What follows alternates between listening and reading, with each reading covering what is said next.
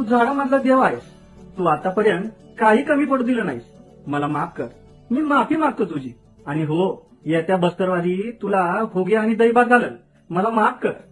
झाडासमोर हात जोडून लाकूड तोड्या झाडाच्या फांद्या तोडायला झाडावर चढतो. झाडाच्या फांद्या तोडत असताना लाकूड तोड्याची कुऱ्हाड अचानक झाडाजवळ असलेल्या वारुळावर पडते. लाकूड तोड्या झाडावरून खाली उतरतो आणि कुऱ्हाड बघतो तर काय, वारुळातून रक्त येताना त्याला दिसतं. मग लाकूड तोड्या वारुळातून घाबरतच कुऱ्हाड काढतो. अरे देवा, हे काय झालं? वारुळातून रक्त कसं आलं? लाकूड तोड्या वारुळाजवळ जातो आणि वारुळाची माती दूर करतो आणि बघतो तर काय, वारुळातून एक दिव्य तेजस्वी साधू बाहेर आला. अचानक तेजस्वी प्रकाश वाढतो आणि लाकूड तोड्याच्या डोळ्यासमोर अंधार पसरतो. उद्धवा, डोळे उघड.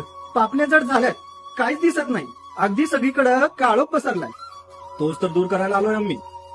नंतर स्वामी उजवा हात वर करतात आणि तेजस्वी प्रकाश कमी होऊ लागतो.